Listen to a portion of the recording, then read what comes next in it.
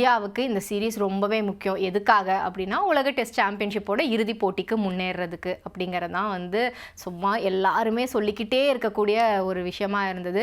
இப்போ ஆஸ்திரேலியாவிற்கு எதிரான இந்த தொடரை இந்திய அணி இழந்ததன் மூலமாக உலக டெஸ்ட் சாம்பியன்ஷிப்போட இறுதிப் போட்டிக்கு முன்னேற வாய்ப்பையுமே இழந்திருக்காங்க.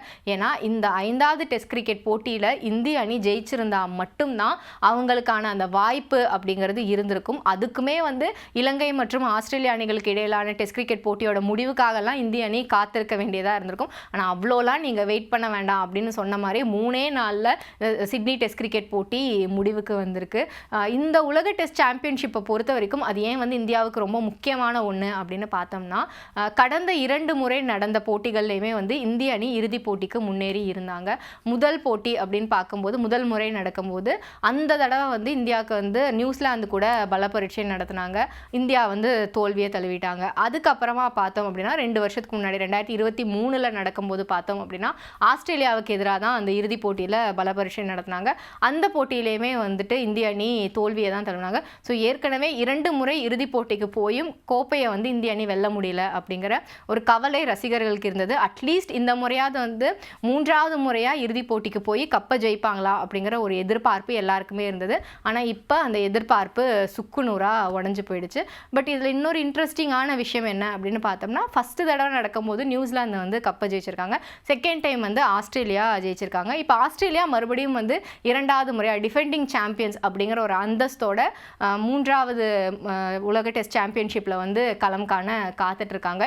இவங்க வந்து யாரை எதிர்த்து பலப்பரீட்சை நடத்த போகிறாங்க அப்படின்னு பார்த்தோம்னா தென்னாப்பிரிக்கா. ஏன்னா அவங்க தான் வந்து இப்போதைக்கு அந்த பட்டியலில் முதல் இடத்துல இருக்காங்க. இப்போதைக்கு மட்டும் இல்லை, இவங்களை வந்து இதுக்கப்புறம் எதுவுமே பண்ண முடியாது அப்படிங்கிற அளவுக்கு தான் வந்து இருக்குது. ஏன்னா அந்த கேலண்டர் இயர் அப்படிங்கிறது வந்து கிட்டத்தட்ட க்ளோஸ் ஆயாச்சு. இன்னும் இவங்களுக்கு ஆஸ்திரேலியாவுக்கு வந்து இலங்கைக்கு எதிரான அந்த சீரீஸ் இருக்குது. இவங்களுக்குமே வந்துட்டு கிட்டத்தட்ட எல்லாமே முடிஞ்சிருச்சு. அப்படிங்கிறனால தான் இவங்க 2 பேரும் தான் பலப்பரீட்சை நடத்துகிறாங்க அப்படிங்கிறது கன்ஃபார்ம் ஆகிருக்கு இப்போதைக்கு. இந்த போட்டி அப்படிங்கிறது எங்கே நடக்குது அப்படின்னு பார்த்தோம்னா லண்டன் லார்ட்ஸ் மைதானத்தில் ஜூன் மாதம் 11 முதல் 15ஆம் தேதி வரை நடக்க இருக்குது. அங்கே தான் வந்து இவங்க வந்து பலப்பரீட்சை நடத்த இருக்காங்க. ஏற்கனவே 2 தடவை வந்து 2 புது டீம் தான் இந்த கப்பை வந்து ஜெயிச்சிருந்தாங்க. ஸோ இந்த முறை 3வதாகவுமே வந்து ஒரு புது அணி, அதாவது தென்னாப்பிரிக்கா கோப்பையை ஜெயிக்குமா அப்படிங்கிற ஒரு எதிர்பார்ப்பு வந்து இப்போ ரசிகர்கள் மத்தியில் எழ ஆரம்பிச்சிருக்கு. இதற்கு முக்கியமான காரணம் என்ன அப்படின்னு பார்த்தோம்னா, கடந்த சில மாதங்களாக அவங்க விளையாடிட்டு வர அந்த டெஸ்ட் கிரிக்கெட் அப்படிங்கிறது வந்து அவங்க விளையாடுற வழக்கமான கிரிக்கெட்டை தாண்டி அது ஒரு எக்ஸ்ட்ரா லெவலில் இருக்குது அப்படின்னு எல்லாருமே சொல்ல ஆரம்பிச்சிருக்காங்க. தோல்வியோட விளிம்பில் இருந்தால் கூட அங்கேருந்து ஒரு பெரிய பார்ட்னர்ஷிப்பை அமைச்சு வெற்றிக்கு வந்து கிட்ட போயிடுவாங்க இவங்க அப்படிங்கிற மாதிரி சூப்பராக விளையாடிட்டு வராங்க. அதே மாதிரி இன்னொரு பக்கம் பார்த்தோம் அப்படின்னா, இப்போ நடந்து முடிந்த T20 உலகக்கோப்பை போட்டி அதில் இந்தியா தான் ஜெயிச்சிருந்தாங்க.